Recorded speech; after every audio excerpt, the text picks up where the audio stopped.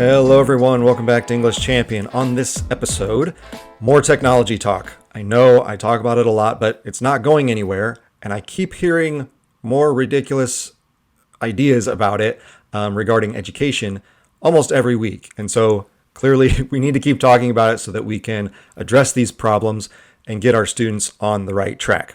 So I have an article here that is a short one, but I wanted to go through it with you. And it's from the Chronicle of Higher Education last week, 2 weeks ago now. And it's about using AI in the classroom. And this is from a humanities professor who was interviewed.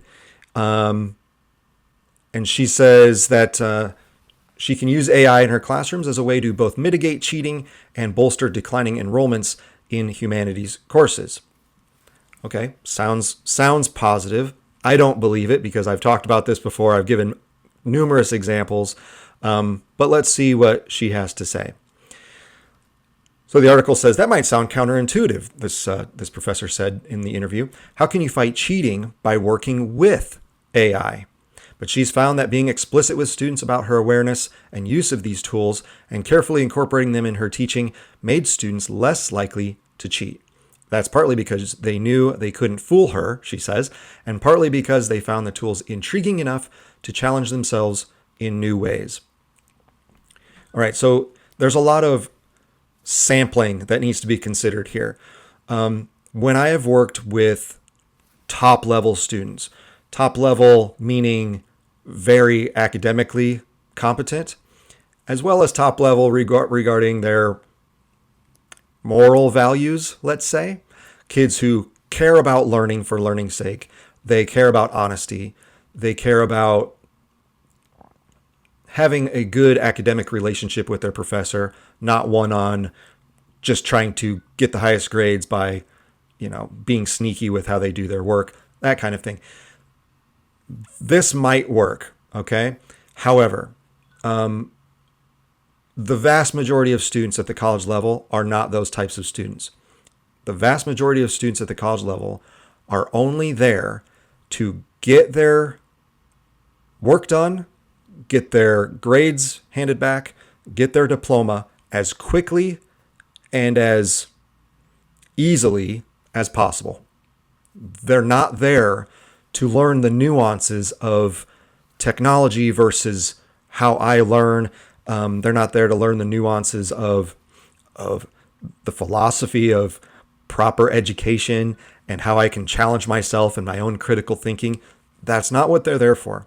So if you have a very select few students that you can do these activities with that she's about to explain, okay, that might be interesting and it might be an important critical evaluation of what these AI platforms and tools do for you. However, we have to keep in mind that this is a very small percentage. I would say less than 10%.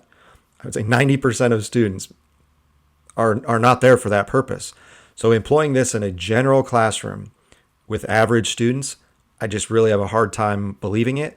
Again, I've talked about this elsewhere, and I'll refer back to some of those here as we go. But let's hear her out. Let's hear some of her ideas.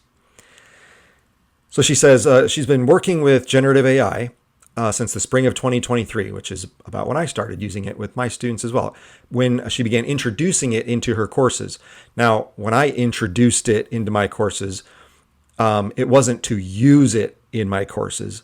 It was to show my students what it was and to show all of the problems with it and to make a very clear warning that they should not be using it because there's too many problems. So her introducing it is a bit different than how I introduced it. So let's see how she did it. She encouraged students to try different AI tools to generate summaries of works they had studied and then critique them. All right, so there's number one. Why, if you've already studied something, let's say you read a book as a class, okay? Why would you need to read then an AI-generated summary of that book? If you already read that book, you already know what it's about, why would you need to waste time going onto the AI platform, typing in, write a summary of this, when you don't need that? You already have a summary in your brain. Or if you're not good at summarizing, your teacher, if they're a good teacher, Well, I've already trained you on how to do a summary, and so that as you're reading or when you're finished reading, your brain is already working on that, and you can either write it out or you can have a discussion based on it. You can already do that. So why have the AI do it?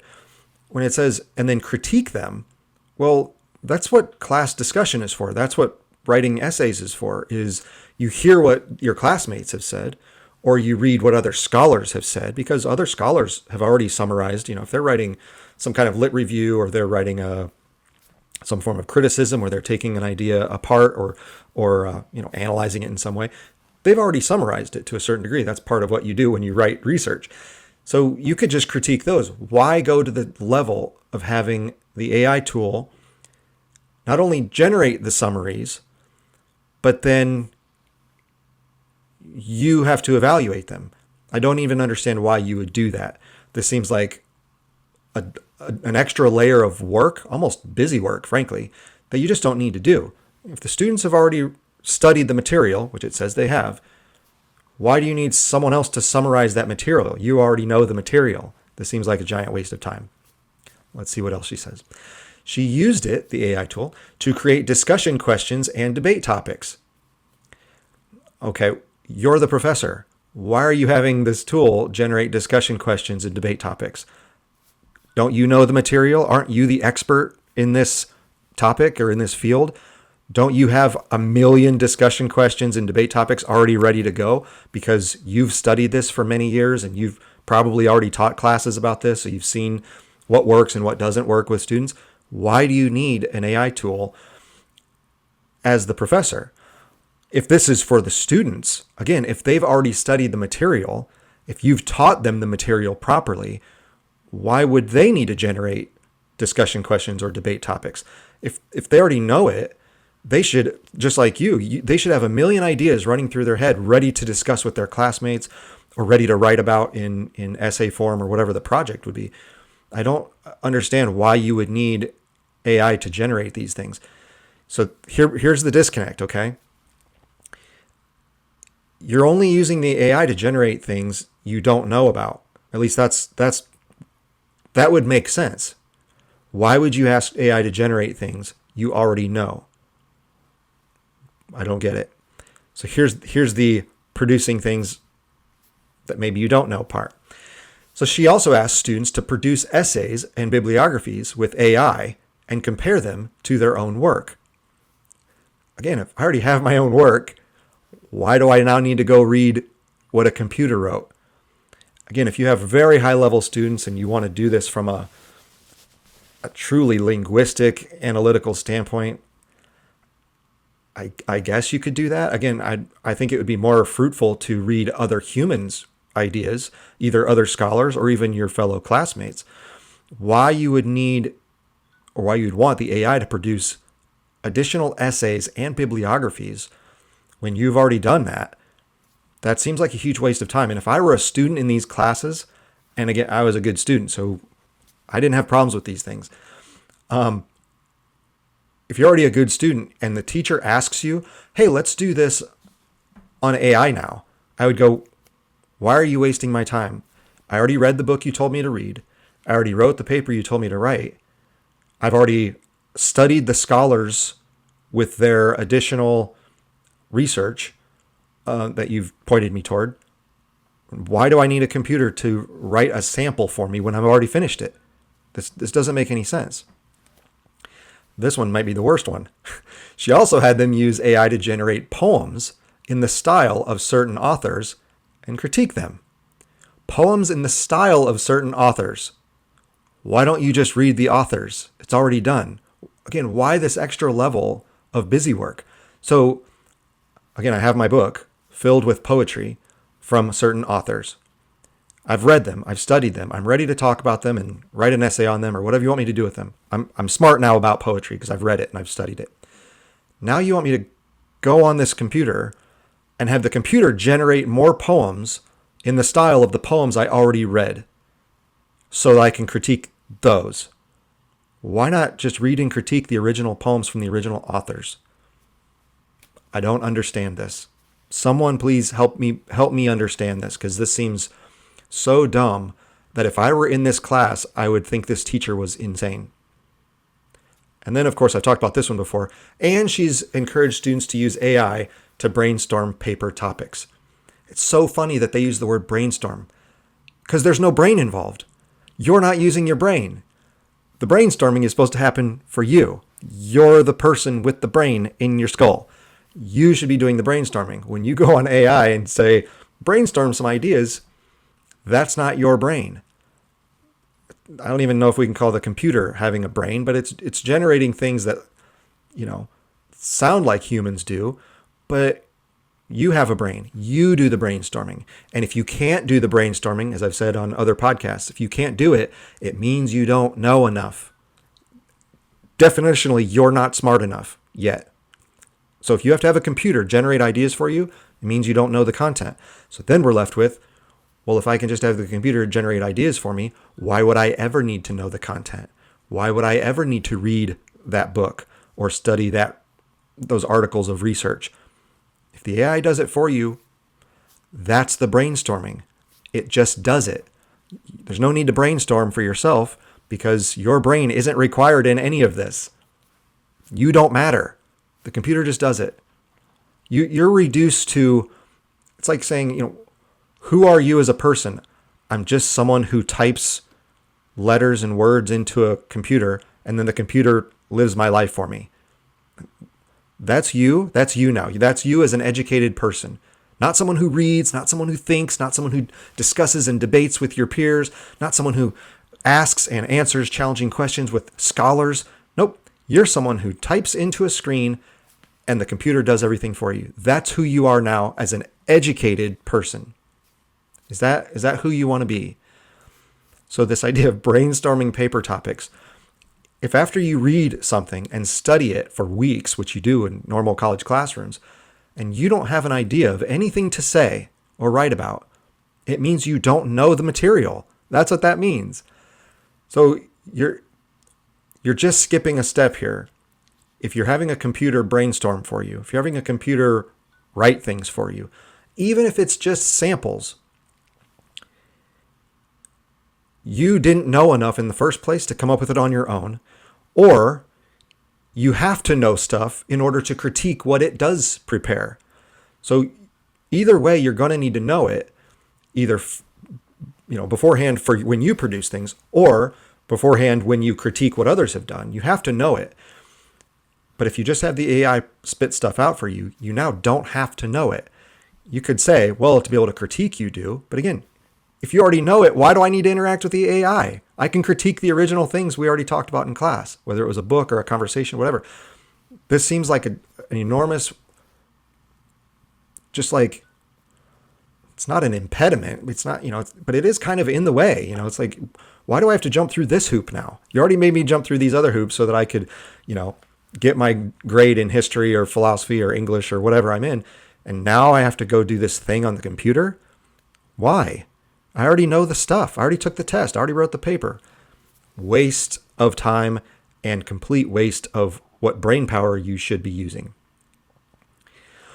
The article continues. Working with AI helps students think at a higher level, she says. No, it didn't. For example, in one assignment, she asked students to analyze an author's work. Before she introduced AI, students would sometimes drift toward writing a biography of the author, which is not what she asked for. Okay, so this isn't a need for AI. This is a need for you to be a better teacher. If students are writing things or speaking on things or whatever project they're working on, and they're not doing what you intended them to do, that means you didn't teach them properly. You don't need AI for that. You need to be a better teacher. You need to be clearer in what questions you're asking. You need to be clearer in the instructions you're providing. You need to be clearer in the prompt and the samples you offer so that students can look at things and go, okay, mine's looking like the one she presented, so I'm on the right track. This must be the right way to do it. If you aren't doing that, it doesn't mean you need to incorporate more technology in your classroom. It means you need to be a better teacher. So this is also what we have. And I kind of mentioned this in other episodes before as well, that the people trying to incorporate AI they're doing it under the guise of trying to be creative and trendy, and this is the way the world is moving, so we better get on board. They're trying to go with the flow and be part of the current trends in academia. What they're really doing is they're covering up or taking shortcuts the flaws in their own teaching. All right? Which is leading to students covering up and taking shortcuts in their own learning. All of this is a way to get around actually doing the work. Students to do the work and the teachers to do the work. Any good teacher doesn't need any of this. And you might say, well, it saves time because it can create stuff quickly. It's not that different, okay? I can come up with a million ideas for a class like that. It doesn't take that long. And then it's yours because you're using your knowledge that you've learned through years of experience. You're not just having a computer spit things out for you because you did a bad job teaching. This is a really bad idea. So yeah, when it's not what she asked for, that's a you problem. It's not necessarily the student's problem. Sometimes it is that, maybe they just weren't listening. But if so, that's their fault and give them a bad grade. But if all of them are doing an activity incorrectly based on what you were trying to teach them, it means you didn't teach them properly. You need to work on that. So again, they were doing things she wasn't asking for, but by plugging her directions into AI and then working with its suggested topics, students were better able to stay on target and were often inspired by the responses they got to think more creatively. They aren't thinking creatively. The computer gave them the ideas. They didn't have to think at all. And the suggested topics, again, you're the teacher. You give them the suggested topics. If you want them to, if you are mandating that they talk about certain topics, that's fine. You give them to them. If you can open it up to, they can write about whatever they want. Okay, well, again, as I said a few minutes ago, the student should be smart enough to come up with their own ideas. And if they can't come up with their own ideas and they need these suggested topics, it means they aren't smart enough. It means they haven't learned enough from your teaching or from the materials you've assigned, from your class discussions, whatever it is. They're behind. So it's both sides. It's the teaching side and the student side that you haven't done your job as the teacher to educate them, and they haven't done their job as a student to learn the material you're trying to educate them about. And now both of you are going, well, let's just use AI. Oh, okay, great. That's just what we need. Again, it's all shortcuts and cover-ups. That's all AI is. The teacher never felt that they turned in papers simply generated by AI, she says. They did. You just didn't know it. She says, quote, going through the process of working with AI, they see that their own critical voice is better than some of the ideas the bots come up with. That is true. Definitely. I've talked about that before. She finishes the quote, they learn to be critical of AI and also to see how it can potentially help them. Again, that's true. The question, though, is, will they? And you can teach all this till you're blue in the face, and it might work for some students. Again, the top students who actually care about true learning, no problem. They'll go, yeah, I can tell this isn't as good as what I want to do. Plus, it feels like cheating. I want to do my own work because I want to actually learn this material. They're going to be great. You probably don't have to worry about them. You might be able to convince another 10% who are like, yeah, now that we've talked about this, I can tell that the stuff I do is actually smarter and clearer and better than what the computer is coming up with. So yeah, I actually don't think I need AI. It's interesting. It's tempting. I might, if something really difficult comes up, I might be tempted to still use it. But overall, I think I can probably handle this assignment without it. So that's good. So there's 20% taken care of. But the other 80%, when you give them a task, they're still going to go, yeah, I could probably do better, but this is just so much faster. I'll just have the computer write it for me. No problem. I'm done. Plus, I'm getting clever enough that I can mask it, that the teacher won't be able to know. And if she accuses me of anything, I'll just make a big complaint that she doesn't have enough evidence, which is going to be true anyway. And I'll get out of it, and I'll just be able to cheat my way through the class. Because that's what's going to happen. Trust me, I did this. This is what happened. I went through all of this with my students. And again, I had some good quality students, quality people as students. And yet half the assignments I would get turned in, I was like, oh, either this computer system we were using would catch it, or when we stopped using the system, I could catch it. I could tell it wasn't their writing. So again, we're still at half the class at least, and that was good students. Half the class was still cheating with it. So you can talk about all this all you want. I've done it. Maybe you think it's working. It's only working this much. Promise. She surveyed her students on the usefulness of large language models and found a mostly upward trend as she refined her approach over the semesters. Oh, you mean the kids like when the computer does half the work for them? No kidding. It's very useful, they say. There's an upward trend. They kind of like it. What do you know? Surprise. Their confidence in the originality of their written work improved, she says, as did their engagement.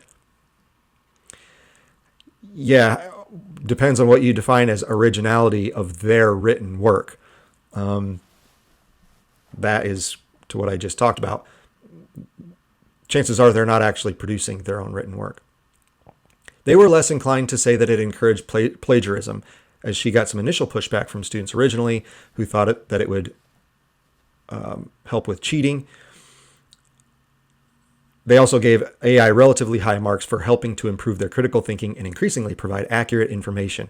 Again, it doesn't help with critical thinking. That's your job as the teacher. And if you can't help your kids with critical thinking, that's a teaching problem. That doesn't mean I need more AI help. It means you need to be a better teacher. Providing accurate information. Are you serious? There are errors in AI every single day. There's news stories that come out all the time. I've published them all the time that say, look what happens when you put this into AI. It's completely wrong. So what in the world are you doing where your kids think that it's helping their critical thinking and providing accurate information? That's simply not true. I'm not saying it's always wrong. I'm just saying the amount of wrong stuff on it is pretty noticeable. And again, if students don't know the difference because they aren't smart enough, because they haven't learned enough, because you haven't taught them enough, they're not going to tell whether it's accurate or not. So it's a big circular problem. All right. You think it's good. And so we use it, and they think they're getting smarter when really the only reason you need to use it is because you're not smart enough. And so you use it to get things done, which makes you look smarter, but really you don't know enough. It's just, it never stops. So the thing to fix this is better teaching, better studying, more rigorous and high standards of what real learning is, and not just resorting to using AI to help you with all your work. The professor hopes to see her course enrollments grow because students are interested in understanding and working with AI. Oh, I'm sure they will. You give students a supercomputer that does your work for you. Yeah, people are going to be a lot more interested in your class, I bet. In the future, she's teaching a course specifically about AI literacy and its use in the study of literature. As a literature professor, I don't know why you would ever need to do that. The literature is already there. Just read it. That's all you need to do. Read it, and then have vibrant discussions about it with your class. It's not hard. She's also expanding her outreach. Of course, she's applying for a grant. There's always money tied to these things. If you can look, this is education. If you can make it look like you're doing something special and trendy, you're doing it, if there's money to be made from it, people will come up with anything to try to get grant money. All right. Even if it's a bad idea.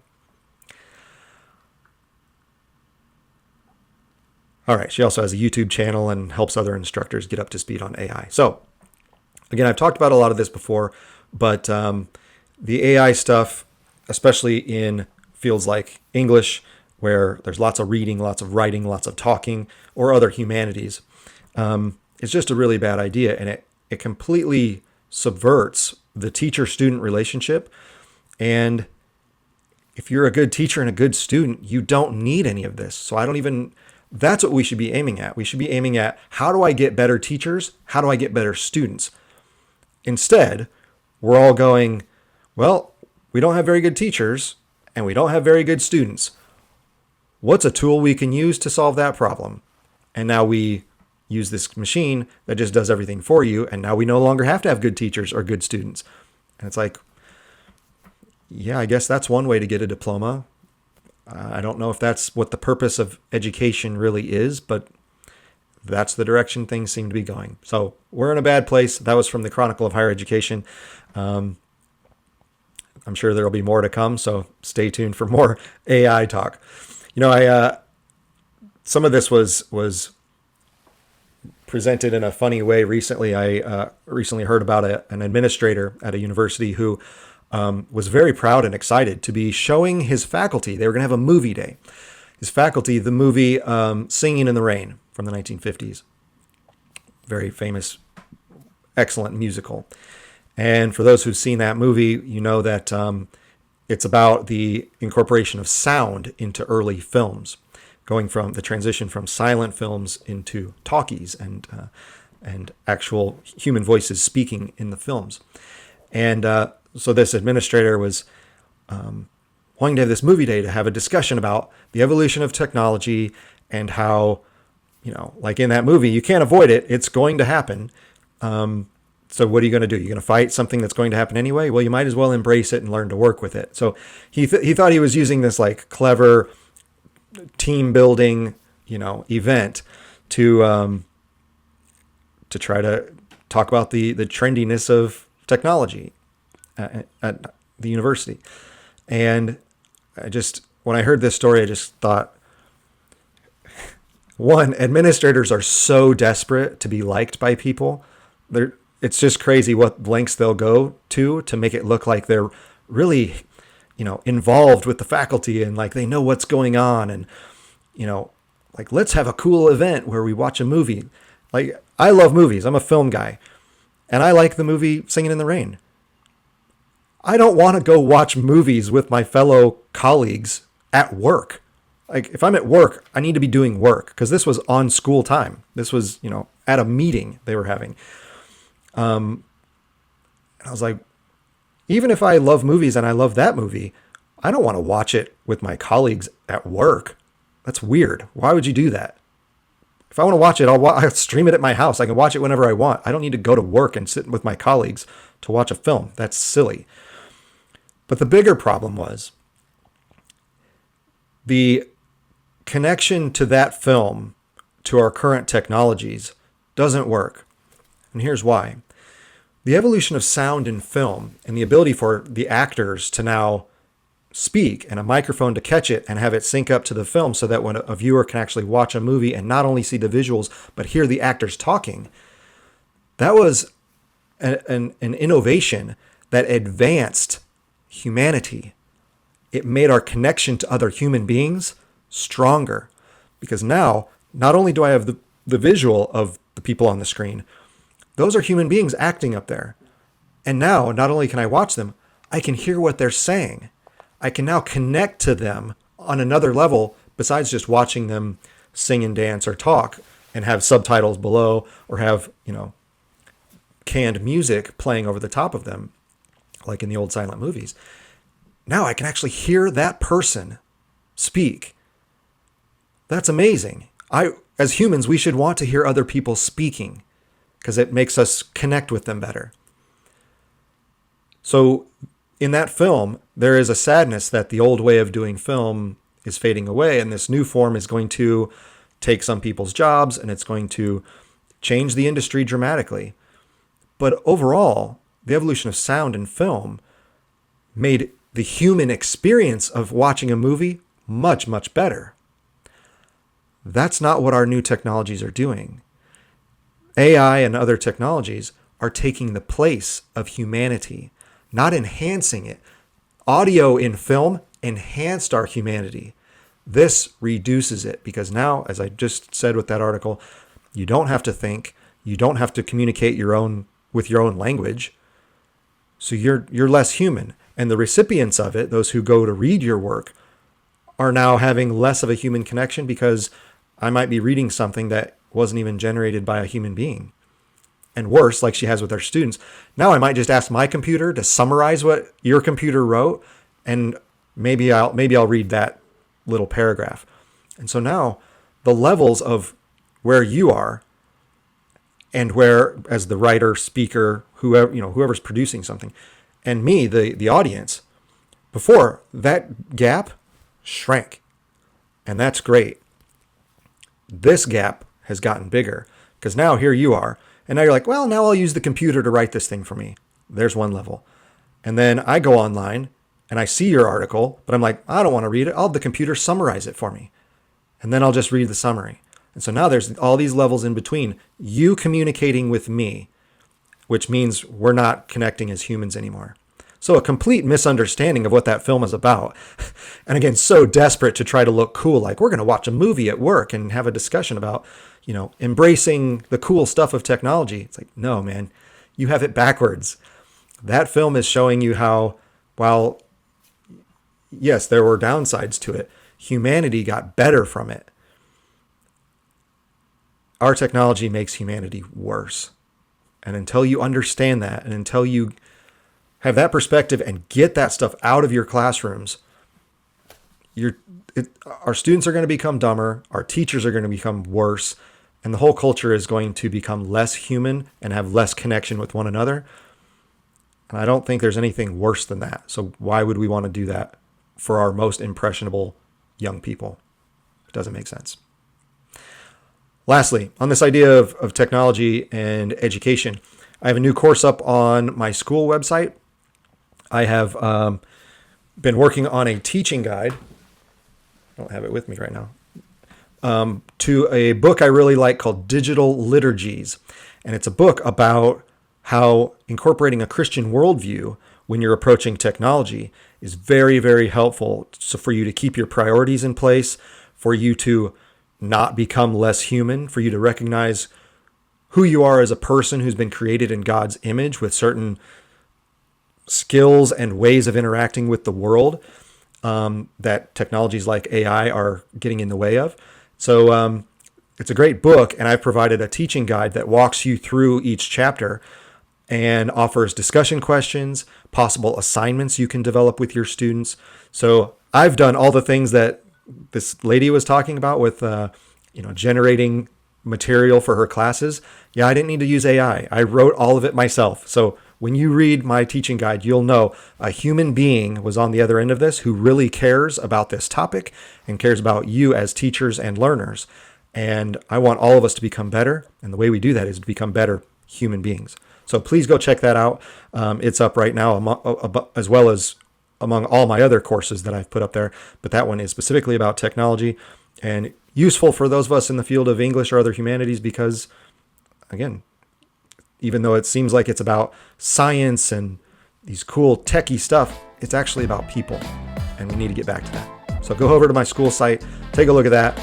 As always, thank you for tuning in. We'll see you next time.